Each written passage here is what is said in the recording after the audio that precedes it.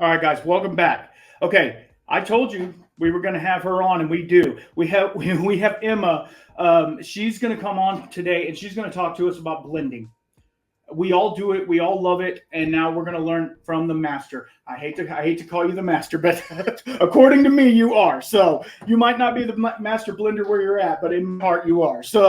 Um, so everybody, please welcome him, Emma, and I thank you so much for being here. I know it's been kind of a tag back and forth trying to get you get situated, but I'm glad that you're here now.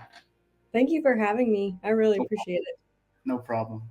No problem. So let's start at the beginning.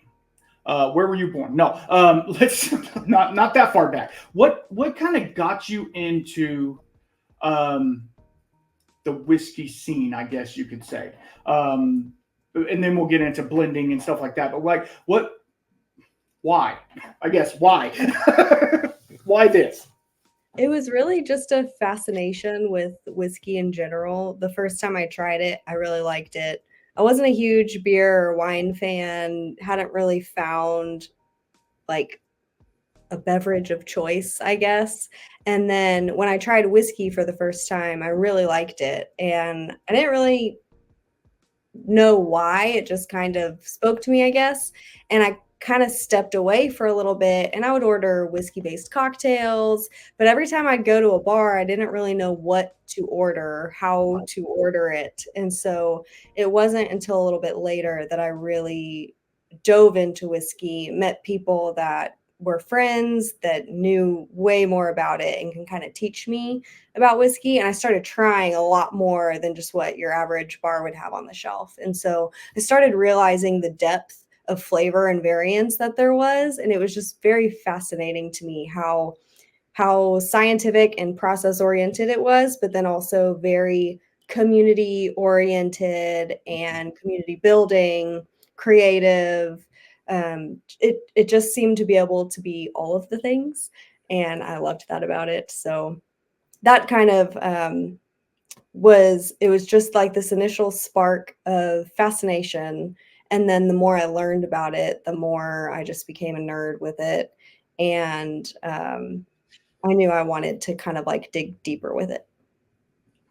That's awesome. That's awesome. And that's how a lot of people get started. They're just like, hey, I've heard of whiskey. I know what whiskey is. Let's try some. And most of the time, it's the cheap stuff that you don't you're not really happy about drinking back in the day. But and then you develop a palate, and now you're a huge Lefroy fan. Is that correct? Yes. So And it's also one of the first whiskeys I really tried where I just thought, holy cow, this is what it can be. Like, this is completely different from any other whiskey I've ever tasted. absolutely, absolutely. That's really funny because like with peated scotches and smoky stuff like that, it's either in the beginning it's either a love hate relationship. You either love it or you hate it. Not many people jump in there and they're like, oh yeah, and sometimes they can acquire the taste of it, but yeah, to jump into Lefroy right away, that's pretty cool. So okay, where are we? Okay, and then you started working with Crowded Barrel. Is that correct? Or Yeah. or was there a time before Crowded Barrel where you were in the whiskey industry before that? Yes, but in a very different way. So I took the whiskey sommelier program through whiskey marketing school and started doing private tastings, just for small groups, parties, events, that sort of thing. And that was my first gig in the industry, not production based at all. And I really loved it. It was hard to I was doing freelance work in a different industry before I started doing that. And freelance in general, very hard. It Yeah. is maybe not maybe where I shouldn't land because the whole like marketing yourself and like putting yourself out there, trying to find gigs, that was very difficult for me. Um, Absolutely. And so, but that's what I was doing. I had flexibility with my schedule. And so I started doing the private tastings. And there were a lot of people I met through the whiskey marketing school who were also doing them, that kind of guided and mentored and just gave tips to everyone on, how to build that kind of business. And so Right. that was my first role in the industry. And then again, because it was freelance, I had a lot of flexibility in my schedule. So I kept just kind of like showing up and volunteering with whiskey marketing school. Mhm. Crowd Barrel was beginning to be opening up, and I just kept kind of seeing where I could help out. And eventually they started paying me. So, It's always a so plus. from volunteer to hired employee. And started with, they hired me as distillery manager, and I did a little of everything. So I packed merch boxes, kind of kept track of all of the Patreon benefits and communications, did I bartended, I managed our sourced whiskeys, just a little, really just a little of everything. It was some good experience because it definitely was a wide range of like the types of roles you could have in the industry, a lot of different skill sets that I either developed on the job because I had to, or that I already had, but could kind of like develop further and hone in. And so that role really kind of led me down the path of realizing that blending was where my heart lay. And I just really wanted to dive all in on blending and find an opportunity where I could learn more and develop my palate more and just focus on that aspect of the production process. Right. I mean, because like when you think about Crowd Barrel in the early days, and even now to this day, that's a small facility, and so like the hand and you can't afford a company like that can't afford to have a bottling crew and a labeling crew and all of these things. So you put that hat on each day, and you're like, "Wait, we're bottling today? Okay, cool." And so you just kind of like you say, you just fill in where you're needed. And with bartending, that's a totally different thing because like you have to be face to face and very cordial and like outgoing and stuff like that. And when you're more of an introvert that wants to sit over there and nose and smell your whiskey, it's kind of it makes it more difficult. But at the same time, like you said, it takes you out of your comfort zone and puts you in a place where you're like, oh, this is actually developing me as a person as well, and developing me into it's changing the way that I do other things because now that I have to talk to people, or now that I got to meet with the vendors and stuff like that are giving us product, you just kind of learn more and more as you grow. And I guess that's with every job, but in the whiskey community, it's even tighter knit. I feel. I don't know. But okay. So then you at Crowded Barrel, then you decided that blending was your thing, correct? Yeah, so we were making whiskey while sourcing and letting the stuff we were making age and mature. And so I had my hands were kind of in the sourced whiskey, and I was, we'd get barrels in, I would pull samples, set up tastings with staff so we could all go through them. And we also hosted the blending and bottling of the Texas Whiskey Festival blends. And so I kind of like got my first glimpse of blending through that. And then the more we grew and we started with doing single barrel releases, and then we eventually started doing like small micro blends. And I just kind of can be very persistent. I just kind of kept being like, can I help? Can I come join you? Can I see what you're doing? And just kind of kept trying to be involved in that sensory blending space. It was just so fun. And it was fascinating. And again, I think that kind of thread of creativity that blending kind of gives space for really spoke to me. I later the first blend I really worked on was almost an accident in that it was already blended, but then something went wrong and it had to be reblended. And Daniel just was like, Emma, here, like take this and work on it and like go blend this. I was like, Right. okay, yes, I will definitely do that. And it was a really great learning process, and I really enjoyed doing that. And from then on, I had more and more opportunities to kind of step into that and help out with blending. And I did end up distilling, I think in 2020. Yeah, I think around like late 2020, I started distilling, and I really enjoyed that process as well. But it definitely did not speak to me the same way that blending did. Right. Um, I hope that answered your question. I feel like I kind That's of went on a tangent. no, that's fine.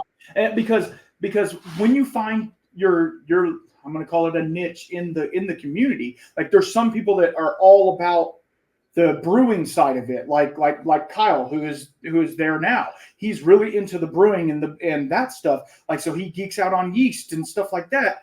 Yeah. Whereas you're like, no, I want to blend them together and make them taste good. That's it. And so everybody has but then the cool thing about in the community, there's a spot for that as well. There's a spot for that person where this is my passion and this is what I feel or you feel that I'm good at. So people have told me I'm good at this. So, hey, let's push me in that direction. And so distilling wasn't it. And so that says a lot when you can be like, this is fun. It's great, but I want to go do this. So where does that lead you after that? So I was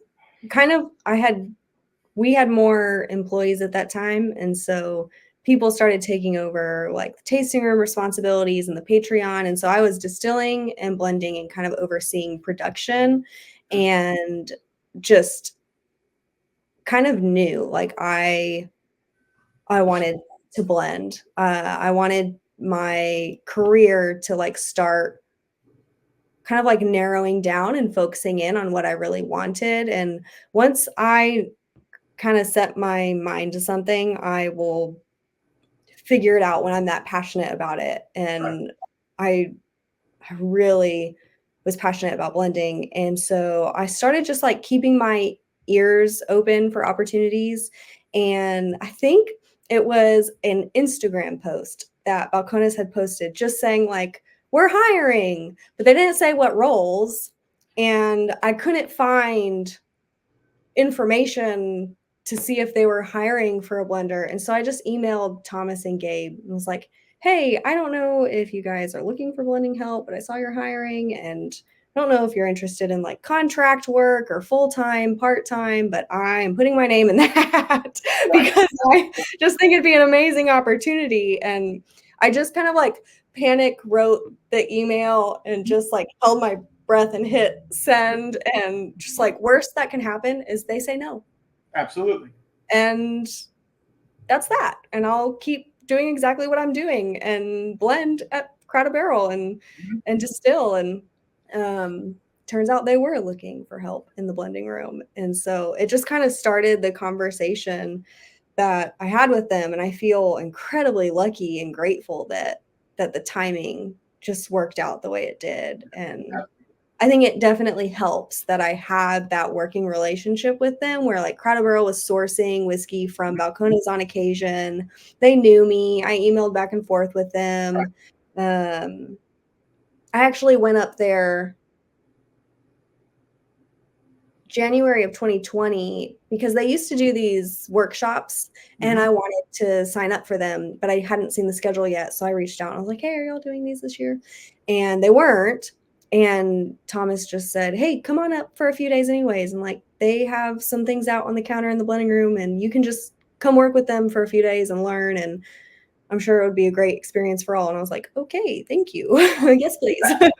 And so I think that time frame too, like they saw how I worked. They saw me in the blending room with them, kind of doing sensory with them. It wasn't a completely blind hire. And so I was very lucky in that scenario that experience went well and they agreed. So yeah. But yeah, I could see how, those of y'all who don't know Balcones, they're a huge name in Texas whiskey, and their name is getting out there more and more in the rest of the world. you see them in places in Scotland and stuff like that. So like the outreach of Balcones is pretty large. So they could call on whoever they wanted to come and blend for them. But luckily, timing, prayers thrown up, whatever you want to call it, it worked out, and you got shoehorned in there, which is amazing. And so when you go from blending for 8 barrels or 10 barrels to blending 600 barrels, like how was there a little bit of a culture shock walking in there your first day? The volume was definitely a learning curve. Our blends at Balcones can range from since I've been there, as small as 5 barrels to as large as a couple hundred for the final blend size. Right. And the sample selection that's out on the counter, that's even larger, obviously. And so it was a huge learning curve to have that many options, that much to go through. I mean, especially with any of our single malt blends, we're sampling every cask and analyzing them. And so, it would take sometimes a couple of weeks to work our way through all of the samples. And it was just overwhelming in that the possibilities were endless. And so I would just be like, Gabe, how do you know when to call it? Like, how do you know when to say it's done? Because it's like, okay, well, the blend seems like it's finished, but we could also do a dozen other things to see what would happen and how it might take it further. And so that was definitely a learning curve that I had to figure out. But it was fun. And now it's so normal to me to have that experience and for it to be that size. And yeah, it was a lot of fun. It was very overwhelming, but it was a lot of fun. I'm sure. So walk us through, I mean, because obviously if you're trying 100+ samples, if you take it too far, your palate's blown, or you have a little too much, and you kind of lose track of what you're doing. How do you safely sample the whiskey to where you're still able to taste it and get all the sensory things, but yet you're not getting intoxicated to the point of like, Lord, I gotta go home for the day? Like, how walk us through that a little bit? Because like I know when I personally do small blending things, maybe 5 bottles or something like that, and I mean, you're sitting there and you're sampling and you're adding and you're sampling, like within 30 minutes you might have had, I mean, of course I probably don't do it correctly, but you might have had 1.5 ounces of a whiskey by the time you're done with it, and you're like, okay, if this was to go on longer, we'd be having a little bit of a problem. So kind of walk us through that a little bit. Yeah, the biggest thing is we spit everything out. So every cask that we sample, we don't like consume any of it, which was the biggest, like, of course they do that. Because otherwise I might not be standing here today or I would have quit a long time ago. Absolutely. We want to be healthy humans. Yes. And so I definitely spit everything out. And that, if it's a big blending season, and that's a good portion of the day is doing sensory analysis, it does make me tired. Like I'll feel it in the afternoon where I just feel tired. And I think it's this combination of like the intense focus and just so much energy is put into analyzing like all of the sensory data that is coming in. And it sounds really weird to put it this way, but I am very introverted, and I get sensory like overload in busy public spaces, festivals, something like that. Like I'll start feeling that sensory overload. And so sometimes I think of it in that manner where I feel this like tiredness from such intense focus on outward things and what data I'm taking in. And So I'll try to do all of my sensory in the morning when I have fresh palate. I drink a Mhm. lot of water, Right. spit everything out. I take breaks. And so if I'm doing anything that is we blend and do sensory at bottling strength when we're working on releases. And so if we know what it is, say lineage, it's 47%, we'll proof all the samples down to 47.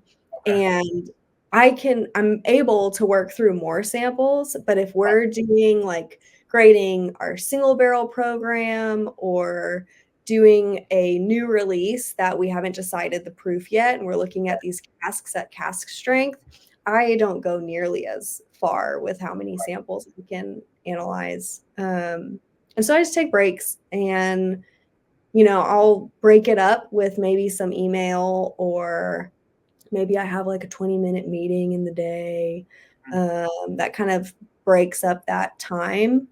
And if I'm really needing it, sometimes I'll like munch on some cashews or something, or like plain crackers, something very light, drink a Right. lot of water, take a break. And usually I can come back, but every now and then, or like I'll start noticing when samples don't seem that different anymore. I'm like, okay, my palate's tired. Like, Yeah. I'm not picking up the nuance anymore. I'm not picking up the subtleties. This all just tastes like the same kind of thread going through and nothing much else. And then I'm like, okay, I need to come back and do this again tomorrow. Right. And that's where I'll start the next day. Um, yeah, it gets intense. Drinking a lot of water and spitting everything out are the main two things that just like make it possible, I Right. feel like. Right. Absolutely. Because I mean, like you say, doing less because it's more cast strength. That just makes sense. But like, yeah, and then you're like, I'm guessing you're writing down, your tasting notes or your smelling notes and stuff like that as well. So then you do have a little. It's not like you're going, just smelling Yeah. everything in a row. You're actually taking the time with each sample to give it its fair shake. To be like, this one is an exquisite barrel. Maybe it doesn't need to go in the blend. We need to have it as a single barrel or something like that. Or this one is not good. We need to blend this one out pretty, pretty.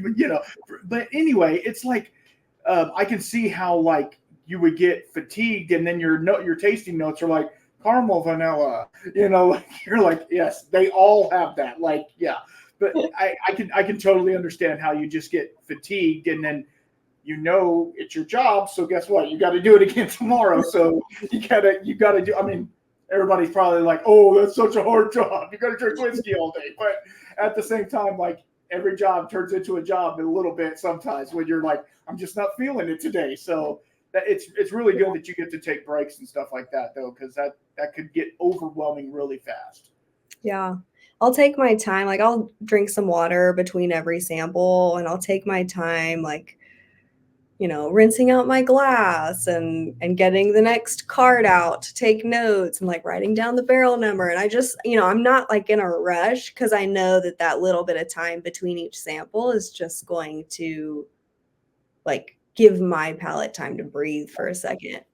Right. And what about like, like everybody in the community talks about like finding your zero.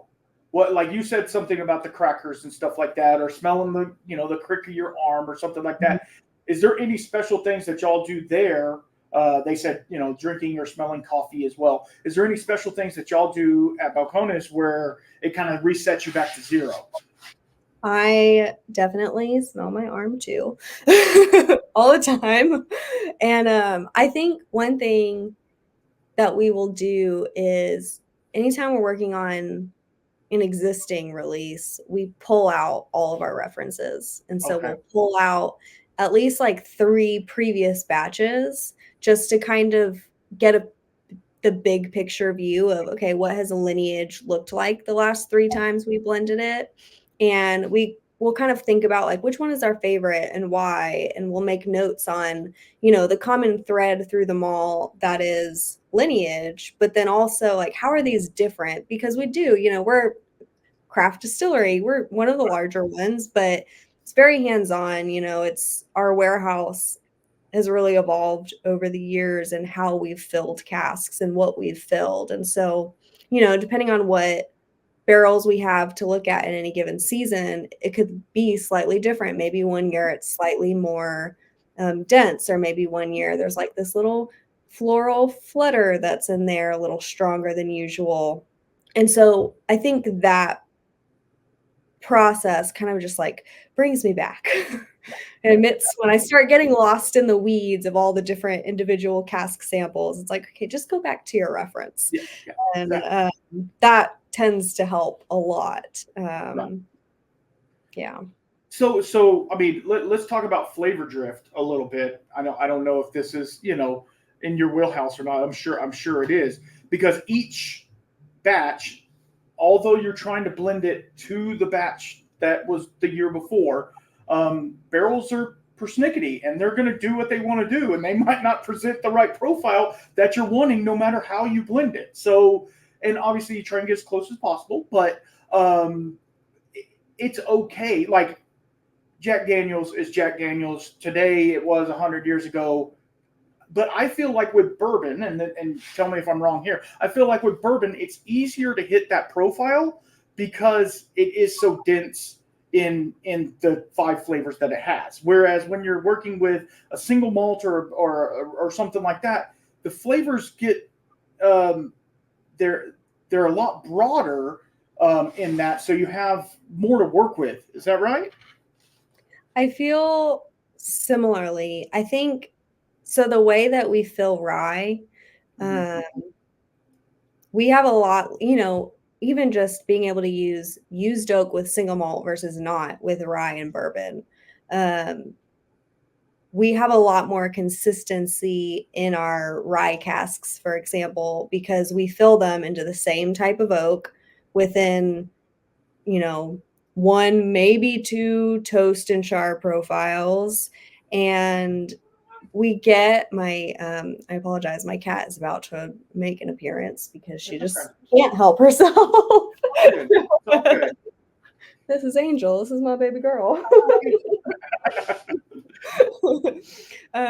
And so it is like, I find that there's a lot more consistency in larger numbers with rye and bourbon, just my experience. Right. I'm sure people, have had varying experiences with that. And with our malt, especially, again, I'm just going to keep talking about lineage because It's fine. I love it so much, but It's amazing.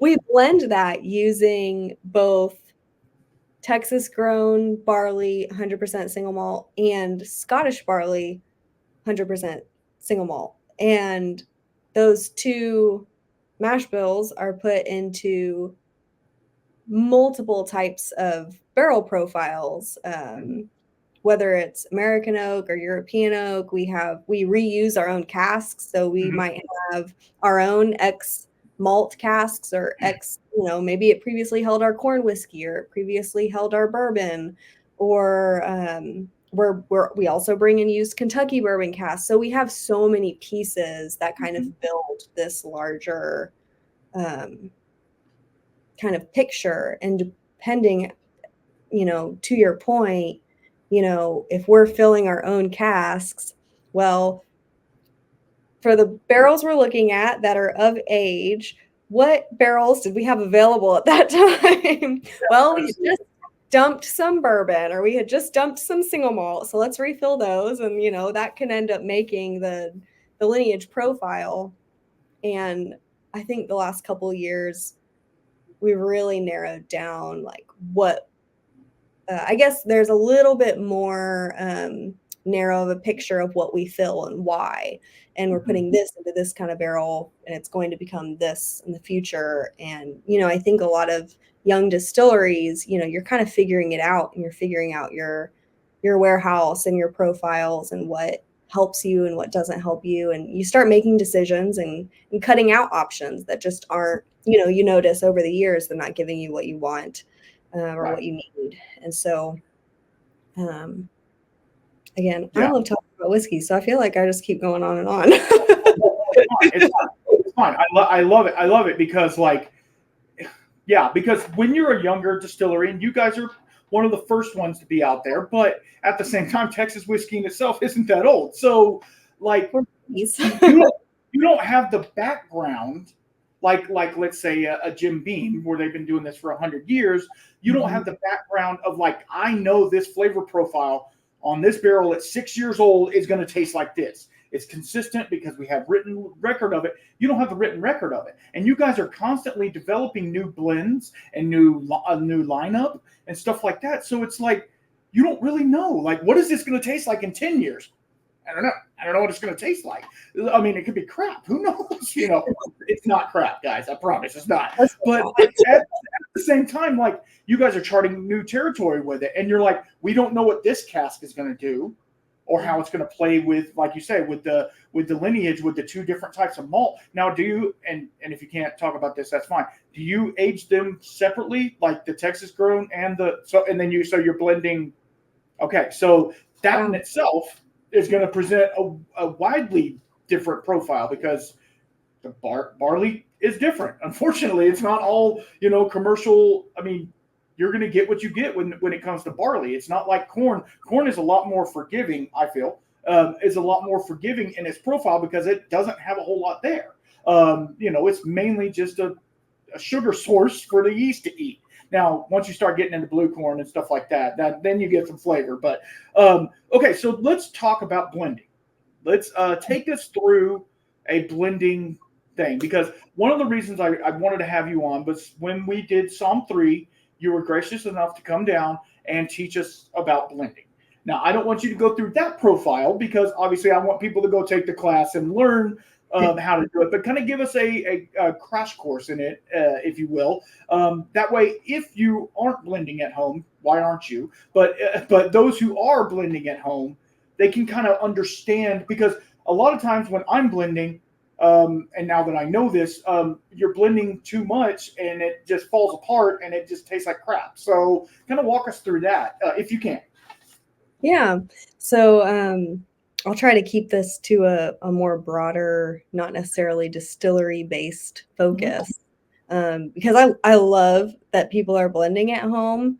I've definitely done it and still do it. And when I approach blending from that kind of mindset, which could just be this like idea of creation, like you're just looking at samples and you might have an idea of what you want, but you're not just trying to repeat something that's already happened. You're not trying to repeat a release. And so I think always starting with this picture and a willingness to, it's going to sound super cheesy, just kind of like, what is the whiskey telling you?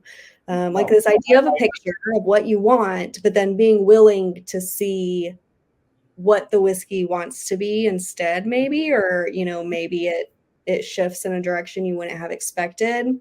I won't go into too much detail about what I talk about in the class, but the biggest part from that, as far as like how to start blending, is there isn't really a right or wrong way. That's my biggest, like, do not let, there might be ways that are more beneficial or might get you there faster or might work for you and not for someone else, but there's not really a right way or a wrong way to do it. A way that helps me is to think about it in parts. And this is a very common approach where you just kind of like think about your base and that broad kind of base flavor profile that's going to kind of make the meat of the blend. For me, that's typically something that's lighter.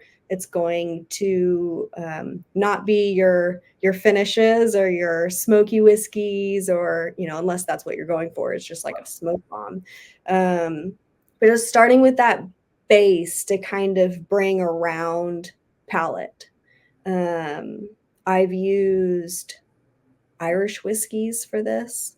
Kind of like lighter malts, or if I'm going for a more, I don't often, when I do stuff at home, I'm usually playing with like Scotches and Irish whiskeys or American single malts. I'm not typically doing it with bourbons, but could probably use like a lighter bourbon that's a little lower ABV. And then bringing in that second layer that's going to have a little more depth and bring a little more body to it. Maybe you'll get more texture here. You'll get a little more of kind of like, again, it just depends what kind of flavor profile you're going for. But for me, I think like this is where I might bring in darker fruit notes or like a richer kind of heavier character to it. If I want there to be a little spice, maybe I'll throw in something that has a little like candied ginger or just like something that's a little more sprightly. And then that like final just like sprinkling of something could be where I might like, okay, here's a sherry bomb that I'm just gonna like just a little bit, and it just kind of like fills it out. Or, you know, that's where you add your smoke to get the smoke character where you want it. Or it's just like an accent. You don't need a lot of it. But it definitely, you know, just remembering there isn't a right or wrong way to do it, and don't try to cover all parts all at once and think about like, okay, I need to pick the bottles for my shelf right now that I'm going to use. You could just pick one and start there, and then think, okay, like what will complement this? And then you add to it, and you just, as you go, see what you might need rather than going into it thinking like, I have to use these. And again, even as I say that, to the contrary, it also helps to put constraints on yourself. So really, there is no wrong or right way to do this. There are so many ways to go about it, because sometimes it is fun to just be like, okay, I have these 3 options and I must make a good blend from it. That's also a fun challenge sometimes. Yes, absolutely. And so, yeah, putting constraints on yourself helps. When I teach for the whiskey level 3 and I do this blending workshop, I created a blend. Well, I created a blend for the class. I won't say why, but I created a blend, and because the class focuses on UK whiskey, and you know, you learn the history of Scotch and Irish whiskey. That's the focus of the blind tastings. My constraint that I gave myself was I had to blend with Scotch and Irish whiskey. And so that, you know, when I walked into the whiskey vault to start working on this blend, it is incredibly overwhelming. I was like, I cannot do this and with this many whiskeys. And so, you know, just created the constraint. Still very overwhelming with how many options they have. Yeah, absolutely. But, that definitely helped kind of narrow it down a little bit. Yeah, exactly. And there's a lot of people that are also doing, you know, like infinity bottles. And now those are different because most of the time they're taking 2 ounces, pouring it in there of every, you know, of like they have a bourbon one or a Scotch one, and they'll just kind of add 2. The issue with those, I feel, is you tell yourself on the bottle, or I've seen this, it says, don't drink till here. Well, if you don't sample it, how do you know it's good? And then you wasted an entire bottle of whiskey that fell apart or is way too spicy, or, you know, whatever. Like the other thing with the blending, and you can go into this as well, is you have to constantly be tasting the blend to see if it's, and do it in such a small amount to where like you don't ruin an entire batch. If you ruin it, you ruin, you know, half an ounce of it, not 20 gallons of it. So the kind of walk us through that, like how, I don't know how to say it the right way, like the scale. I guess this goes back to Balcones, like the scale of it, like you're doing the blends in small quantities, right? Right. So it's a lot easier. Like if you mess up the entire blend by putting something too much of one thing or whatever, you're able to save it rather than doing it in the barrel or whatever. So that to me is really kind of interesting. That and so like at home when you're doing that as well, use the little pipettes and just get like drips of stuff. But anyway, we get, so one of the other questions I wanted to ask about all of this was, being that your job is to blend whiskey, do you ever, like, how do I say it? do you still have love for whiskey? Right? Mhm. Like do you ever go home and be like, I need a whiskey after being in whiskey all day? I I definitely still enjoy whiskey, Okay. and it is my beverage of choice. Um, I think, I've met a lot of people who they're in the industry and when they go home, they're drinking a beer or a glass of wine, or if they're going out with friends, they order a cocktail, or like they don't want to just sip Right. on whiskey, which is understandable. Right. And I think it's just as a part of, who I am and my personality type is if I didn't love it, I couldn't do it. Right. And I still feel like a Balcones fangirl and just feel really lucky that I'm there blending for them. I love the whiskey that we make. I think we have a fantastic team of distillers and brewers who are making phenomenal whiskey that I get to work with. Hmm. And so I do like if I'm choosing to have a drink, I will choose whiskey like 9 times out of 10. If I don't, then I'm probably picking a margarita or another, like another kind of like light Right. cocktail. I don't get very creative in my own cocktail making, but I enjoy trying cocktails at restaurants, Hmm. bars. But I think, you know, I just I really do love all of the flavors and textures and smells, and maybe because I am a very introverted person and I live in my head a lot of the time, maybe it is just something that just kind of it either connects me to what's in my head, like it connects me to memories or experiences or things that I love, or the sensory experience of it just like brings me out of my head and into this glass and into this world of flavor and aroma. And I'm a nerd. I love whiskey and I like to drink it when I can. And healthy humans here like Absolutely. little sips. And I think I'm grateful for that because I really do think if it got to a point when it was just so much with the job that I just don't know that I could keep doing it. Yeah. That's just the way I work. And yeah. Yeah, I mean, you have to have the passion for it, and if it becomes a stumbling block as well, that's not a good thing either. You know, you want to make sure that you. I mean, most people want to love their job, and if loving your job means I get to drink whiskey, that makes it even better. But at the same time, okay, so switching gears a little bit because I just thought of this, and if I don't say it, it'll be gone to the ether forever. So when you're doing, and I know your tasting notes when you're doing a blend are more than likely your own, unless they get put on the back of the bottle or whatever. But like obviously in tasting, we want to be as descript as possible. Like don't just say stone fruit. What type of stone fruit? Do you get that descript when you do um, tasting? When you do like a blending, do you get that descript with every glass, or is there some that are just like this just tastes like crap or whatever? You know, like do you do that?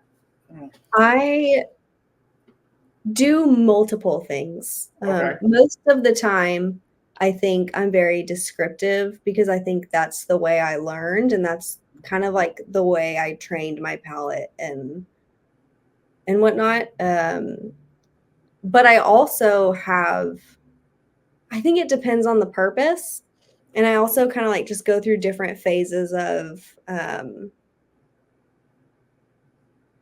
thinking about how I do sensory differently, and is there something that someone else is doing that I want to try just to experiment and see if it helps me Mhm. and my palate. I try to be as descriptive as possible most of the time because it helps me remember more clearly. And so, you know, saying peach instead of stone fruit, or saying it's like a grilled peach versus fresh, um, or peach candy rings. I try to be specific, and I think as I've, when I first joined Balcones, it was a whole new group of people that I was doing sensory with that had a different vocabulary than I did. And so I started learning new ways of thinking about the whiskey and new ways of talking about it that I hadn't heard before. And that's why there's so much value in like tasting whiskey with people and talking about it, because you kind of Absolutely. get that conversation going and that experience, and you learn new ways to look at it. And there are some moments when I have a lot of samples in front of me and I'm just doing this initial grading of like, I need to know what to bring forward as a Mhm. candidate for the blend and what to just push back. And, I'll almost, like, this might sound horrible, but like I'll deal with it later. Like, we'll Right. sample everything, but if I know I'm not going to use it in the blend, it's like, okay, when we're done with the blend, then I'll come back and see what it needs or see where it needs to go. And so that initial kind of grading, when I'm in that mode, it is much more like instinctual. Like, Right. what is my gut telling me? Yep, nope, yep, yes, no, and I will just kind of like do it faster in that way just to kind of get this initial impression of what's on the Right. counter or what's in front of me. And then I will go and be more specific, especially if it's a no. I want to know why, because Right. if it needs mitigation, if we need to transfer it out of that barrel, if it needs to have water, if that proof needs to drop down a little bit because it's too spicy and prickly, like, we don't want to ignore those things. And Right. so there's always like this step of going back, but there are definitely moments of kind of like a quick gut instinct. Where Right. is this? Does it fit? Yes or no? Um, but usually when I do that, it creates more work for myself because then I do end up going back and wanting to get more specific and see Right. why. So it's kind of a mixed bag, but yeah, it's a little all over the place. More often, I'm very detailed Right. in the notes that I take, and we'll comment on the aromas, the flavors, the textures, the feel. Um, we'll talk about like what the experience is like to sip the whiskey. What is the finish like? Mhm. Um, where does it hit on the palate? Where is it lacking on the palate? All those things. Right. And so there are like different methods for different purposes, I Right. guess. Right. That's really cool. That's really cool because like okay, one other little question. Is there ever and like a barrel that is just not good? Like you're like, wow, that is not great. We need to figure out what we need to do with that because like I don't think you can fix that. Is there an unfixable barrel or is there something that just maybe you eventually can blend it out? It could be that I haven't been there long enough, but Mhm. I don't know that I've found something that's just unfixable. Okay. Um, because there are a few things that we would try before we would make that call, and that just all takes time. Right. Because then you have to give it like you got to give it a good, at least, a couple full seasons to really see what the impact would Right. be. Um, because, and, with malt being able to not be restricted to just new oak, there's so much flexibility in what you can do. And so, we'll add water in cask to lower the ABV in barrel. We will transfer it into a different cask. We'll marry barrels together and then either refill into the same casks or transfer into something else. Like there are so many different things that we can do. Um, there's a lot we would try before we just call it. They Yeah. might, Jared or Gabe might say otherwise if they've Yeah. come across something. Right. Right. And well, and the thing is, it's like I don't know, if this makes sense or not, but like you are not on a timeline, but you're kind of like, how long do you spend with it? Like how long do you put if it's just like, well, let's marry it. We'll put it in a different cast, and I'll see you in 6 months, and then we'll talk about it. Like you're trying to get a blend out, which, like you say, it can take weeks to do, but like if you just keep going back to the, like you keep pointing out the bad kid in school, like, just be like, hey, you go sit in detention for a little bit and I'll deal with you when I can. So let's move to your blend. Is there a blend at Balcones that you specifically did, and one that you were able to like perfect? There are definitely blends that I've had a big hand in. Everything is so collaborative, and Okay. so we usually always have more than one palette on something, just because that's the way we like to work. Right. We don't want Balcones to be one person or one blender's palette.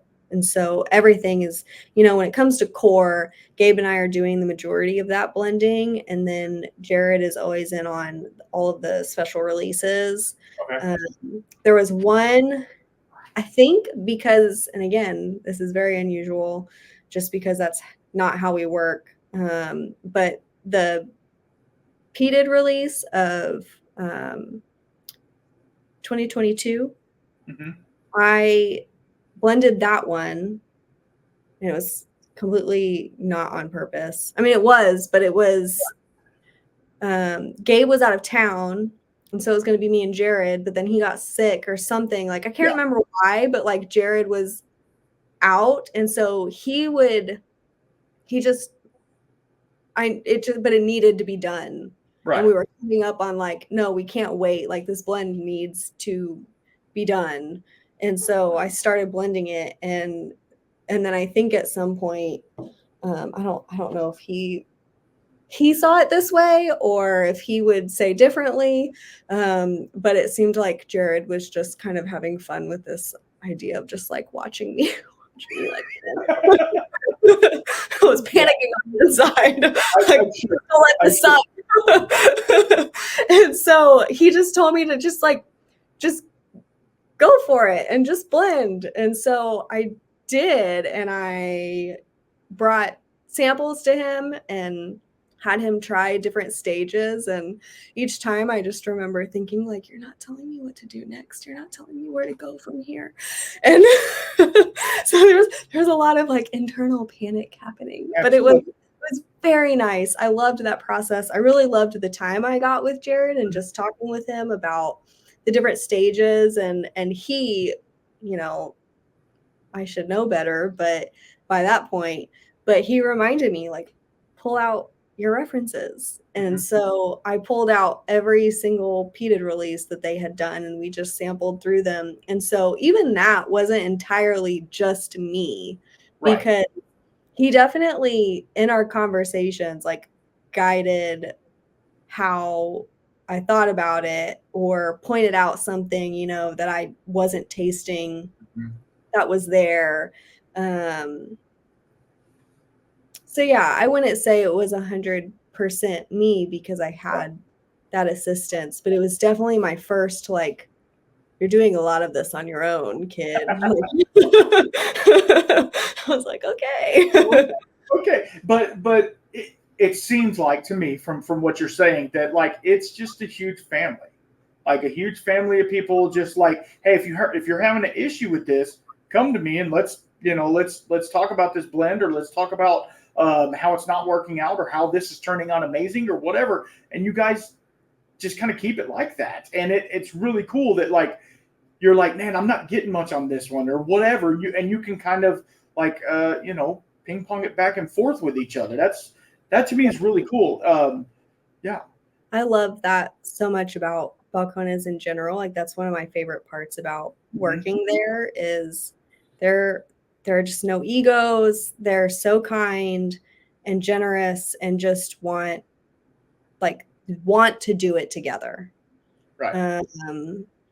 And almost like fight to be able to do it together, like waiting for someone to get back in town, or, I think someone maybe Gabe brought a sample to Jared's house once, or vice versa, because he was sick or something, and just like left it on his porch, or, just want everyone to be involved. And when we were blending Cataleja last year, you know, there are just differing, preferences on like the level of sherry impact and the level of that kind of funky sulfur, like mushroomy kind of flavor profile you can get from really heavily sherried whiskeys. And it wasn't a like, oh, well, this is what it's going to be. It was a conversation of like, we want everyone to enjoy what we're creating together. So where's the balance? And it was very collaborative that way. And I love it so much. I don't think I expected it to not be that, but I don't think I expected the level of like how seriously they take that and that intention to include all of the blenders and like include all of the palettes. Yeah, that's really cool. I mean, because it can turn into like a this is you, this is me, do your job type thing. Instead, it's more like, hey, let's all work through this together. So, in that retrospect, do you ever get to do anything other than blending there? Have you ever ran the still or anything like that over there? I have run the stills, Awesome. not on my own. Right. There was an intention when I started to have me cross train in a lot of different departments, just so I really had an idea of what the whole picture of Balcones is. And I didn't know this then, I know it now, but I was the first person they had hired that came from another distillery. And so they had never hired someone from a distillery before. And so maybe there was a sense of like, we want her to see, we're not sure of her whole experience and background. So we want to see where it's similar or different. Maybe there was some of that to that, but it was just so busy. And so they needed my help because everyone was so busy. And so I cross-trained in the still house for a couple weeks. Oh, wow. And learned the way they do the distillate, they split it up into 2 different shifts. And so I did both shifts for like a week and trained. It was so overwhelming because they're learning 4 stills at the same time. And I had so many timers to like, what is that one? Going off. And that means you check this thing on that still and this one's going off and you need to look for the heads cut. And it was very overwhelming, but it was really informative. And it was nice, getting to know the distillers more too. And they kept me distilling like once a month. They would bring me back into still house to kind of like remember and not forget. I think also like if someone went on vacation, it was like, okay, Emma can help kind of come in. But, things just get busy and grow. And it just got to a point. I don't think I've been in the still house for at least like a year and a half, maybe. Oh, wow. I did it for maybe like a year where I was like once a month they'd throw me in on a shift, just to keep the not even muscle memory because I was always using the sheets telling me what to do. Like, okay, so this is how you turn this thing on. It was it definitely gave me a lot of respect for our distillers and everything that they're managing at once. But that was really the only, I think I've spent like a day or 2 in warehouse, helping pull samples, move some barrels around, but nothing too intense. Cool. Yeah.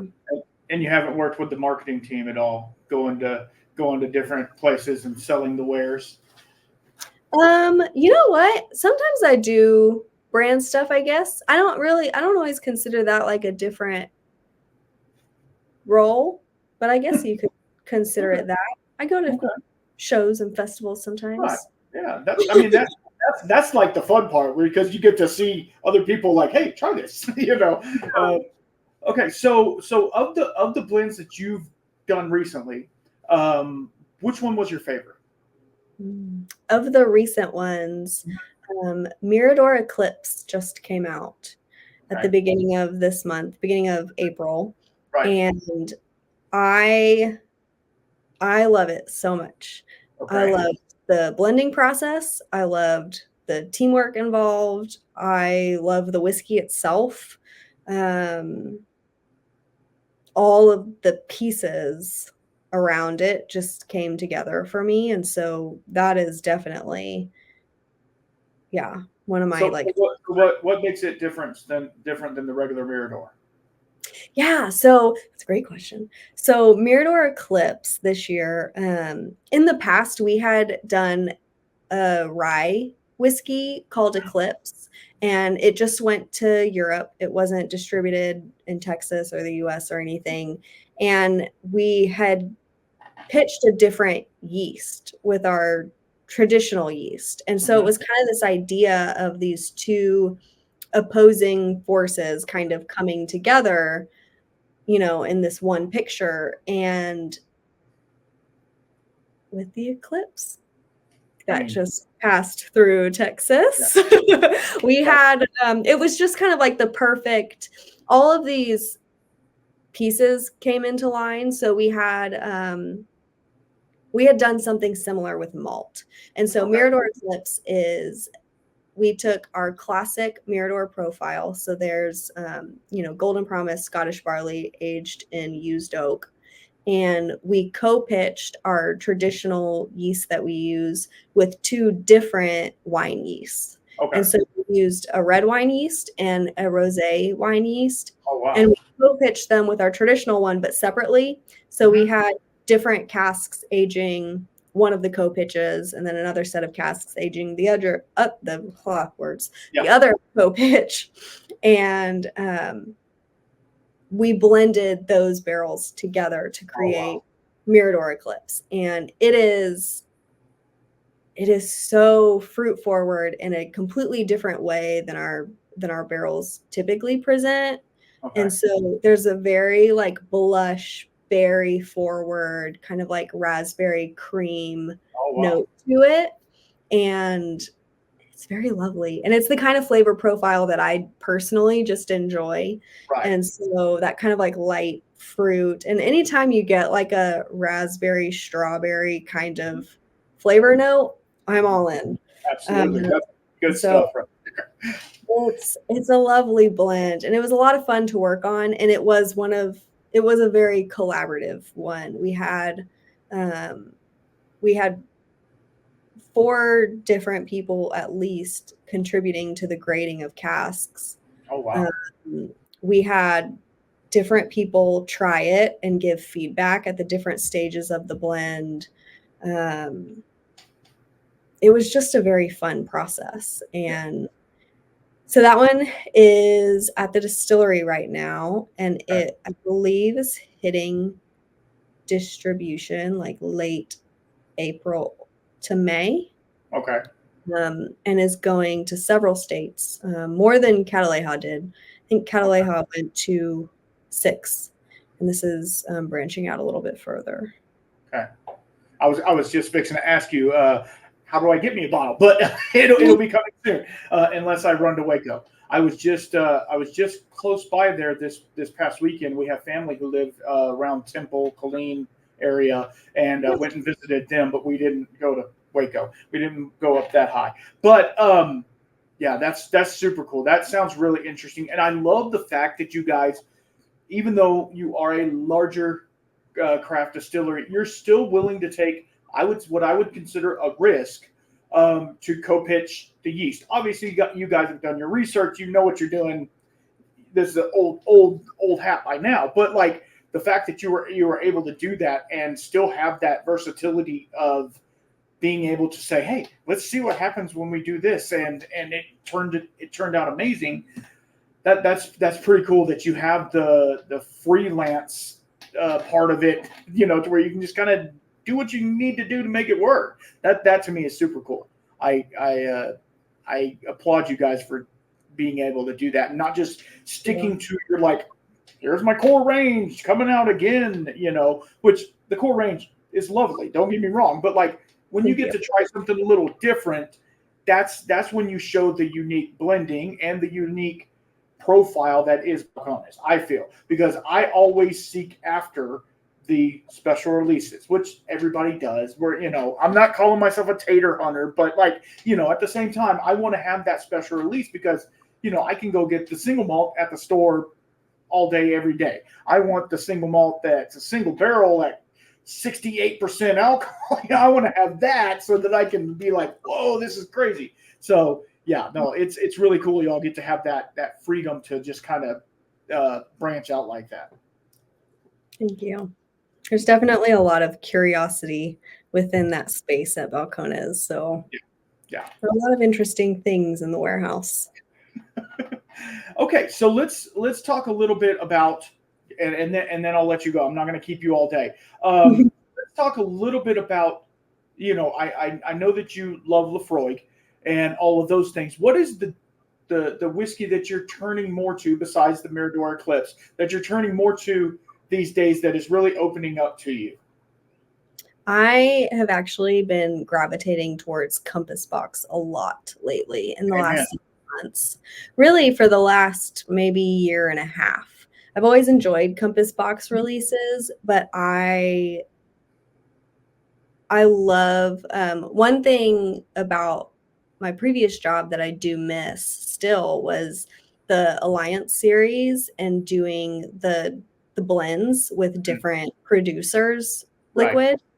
And so I really enjoy seeing how Compass Box is creating these luxury, complex blends.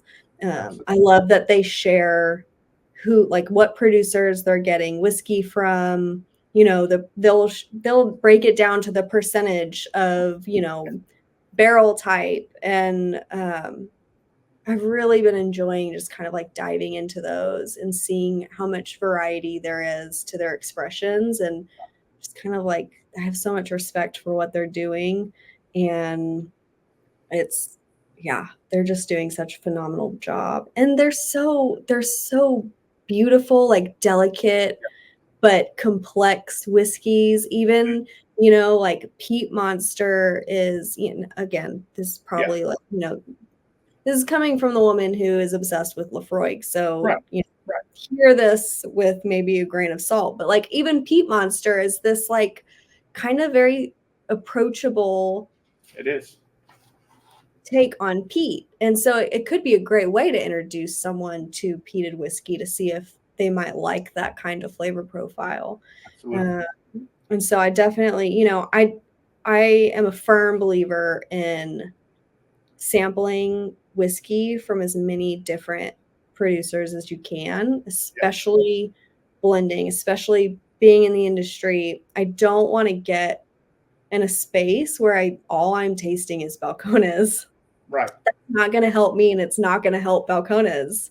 No, it's not. So, continuing to try to develop my palate by trying other whiskeys from, craft producers, big producers, expensive whiskeys, cheap whiskeys, like, smaller, large, whatever, all styles. I just try to explore as much as I can. And I think that is really valuable for everyone. I think everyone should do that if they like whiskey and they like drinking whiskey. And especially if you are like wanting to blend and you're blending at home, just try everything you can. If you're at a bar and they do they don't always do quarter ounce pours or half ounce pours, but I always recommend ordering a small sample size and trying more things rather than getting a double of one thing. You can just try a couple small pours of different whiskeys you've never tried, because you don't always want to drop the money on a full bottle if you've never tried it before. Absolutely. And then you'll have more options in the future for at home to blend with. But I also just think it develops your palate. You discover new things. So I've definitely been looking over my shoulder because my Compass Box is over there. But I've definitely been enjoying Compass Box. I love their artist blend. It's just I just want to sip on a whiskey and it be kind of like lighter and friendly, and it's not too expensive compared to their other releases. Right. But I was gifted a bottle of Menagerie a couple Christmases ago, and I love that one so much. Yeah, it's one of my favorites. Absolutely. Well, another one, and I'm sure you're all into these guys too, is Lost Lantern, right? Lost Lantern is I just had them on, and they, every release they do a blend as well. And the one they released with this new one was their Midwest series, was the Far Flung Rye, and they blended a bunch of rye whiskeys together. And it is, I mean, if you're into the rye profile, I know rye to some people is kind of like peat. They just don't want to dip into it. But the rye profile that they produced and blended with these, they had parameters. It had to be these distilleries. It is so great. Like, it is such a little darker, a little more rich than the Compass Box. But again, with the transparency and the stuff like that, and it's amazing what all of these companies are doing to showcase the whiskey for what it is. That to me is really cool. They are doing such a phenomenal job. Their palettes are just like very finely tuned in. They have done the work. They have put in the work to make these connections and visit these distilleries, know what they have, as options in front of them. They know what they like, and they're making some really amazing blends and just choosing really great, single casks to release. I'm a huge fan of Adam and Nora, and I think I want the world to sing their praises. Absolutely. And who they are. and they will. They're getting more and more out there. Awesome. Anyway, okay. One last thing, and then I will let you go, and we can go from there. But do you still, even though you have to drink it all day, do you still come home and have a Balcones as well? I do. Okay. I really love Balcones whiskey, and I have a lot of it at home. Perks of working there, I guess. We get a great discount. That's true. And I definitely sip on whiskey. Balcones whiskey at home still. Okay. I mean, that's the thing. Like, when you work for a brand that you love, you kind of get like, oh man, I don't want to try it too much because I still want to have that mystique of loving it and all of the things. So it's nice to. And how long have you been with them? It's been, I think, around 2.5 years now. Okay. Yeah, I started December 1st of 2021. Okay. Awesome. Okay. Well, I don't know if you want everybody to know your socials or anything, but if you want to give those, you're more than welcome. And then stick on. I want to talk to you after, but yeah. And then I really appreciate you coming on here and talking with me. And it's really been a great time, and I appreciate the time that you gave. I appreciate you having me on. We had a lovely chat, and it was nice catching up with you. And thank you for asking really great questions. No problem. That's kind of my job, but anyway. All right. Well, I appreciate you being on here, and yeah. Until next time, guys, keep your spirits up.